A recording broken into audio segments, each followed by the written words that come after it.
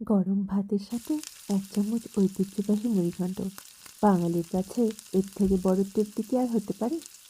আজ আমার রান্নাঘরে তৈরি হচ্ছে একদম সাবেকি ঢঙে পারফেক্ট মুড়িঘণ্ট। এই রান্না আসলে ম্যাজিক লুকিয়ে আছে।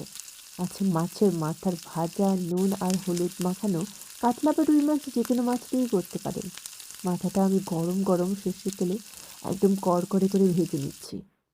সোনালি রং আর মুচমুচে ভাবটা কিন্তু রান্নার স্বাদ বাড়িয়ে দেবে কয়েক অ্যাড গুণ। করলাম নুন। মাছের মাথা ভাজা হয়ে গেলে ওই তেলেই ফোড়ন দিচ্ছি গোটা জিরে, শুকনো লঙ্কা আর তেজপাতা। তারপরে আমি কয়েক টুকরো আলু দিয়ে দিলাম। এই আলুগুলোকেও আমি সোনালি রং করে ভেজে নেব। ফোড়নের সুন্দর গন্ধ বেরোতে শুরু করলে দিচ্ছি ধুয়ে রাখা সুগন্ধি গোবিন্দভোগ চাল।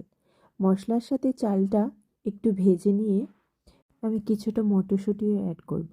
এই মটরশুঁটিগুলো একটু ভাজা ভাজা যখন হয়ে যাবে, তারপরে আমি এখানে একটা মশলা অ্যাড করব। এই মশলাতে আছে পেঁয়াজ ভাজা আর রসুন বাটা, আদা বাটা আর ২ চামচের মতো টমেটো পেস্ট। ও মটরশুঁটি আর চালের সাথে ভালো করে ভাজবো। ২-৩ মিনিট ভাজলেই হয়ে যাবে। এই পেঁয়াজ বেরেস্তার ইজি মশলাটার রেসিপিও আমি একদিন নিশ্চয়ই শেয়ার করব। এবারে আমি এখানে জিরে গুঁড়ো, ধনে গুঁড়ো, একটু হলুদ গুঁড়ো, লঙ্কা গুঁড়ো দিলাম আর একটু গরম মশলা গুঁড়োও দিয়েছি, মিক্স গরম মশলার গুঁড়ো। তারপরে আরেকটু ভাজবো ২ মিনিটের মতো ভেজে তারপরে আমি এখানে দিয়ে দেব জল। জল অ্যাড করে আলুগুলোকে ততক্ষণ পর্যন্ত সিদ্ধ করতে হবে, খুব ভালো রকম করেই সিদ্ধ করে তারপরে আমি অ্যাড করব মাছের মাথাগুলো। এবারে আমি জলটা দিয়ে দিলাম। জলটা দিয়ে ঢেকে রাখতে হবে কিন্তু, আর আলুটাকেও বেশ ভালো করে নরম করে সিদ্ধ করে নিতে হবে।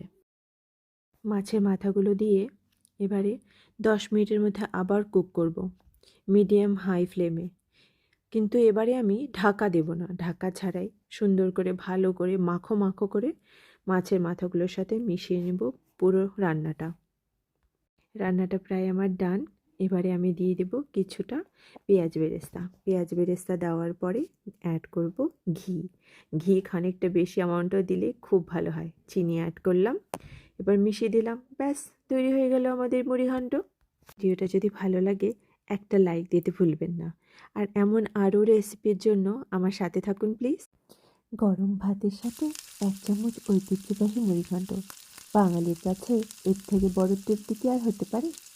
আজ আমার রান্নাঘরে তৈরি হচ্ছে একদম সাবেকি ঢঙে পারফেক্ট মুড়িঘণ্ট। এই রান্না আসলে ম্যাজিক লুকিয়ে আছে। আছে মাছের মাথার ভাজা, নুন আর হলুদ মাখানো কাতলা বা রুই মাছ, যে কোনো মাছ দিয়েই করতে পারেন। মাথাটা আমি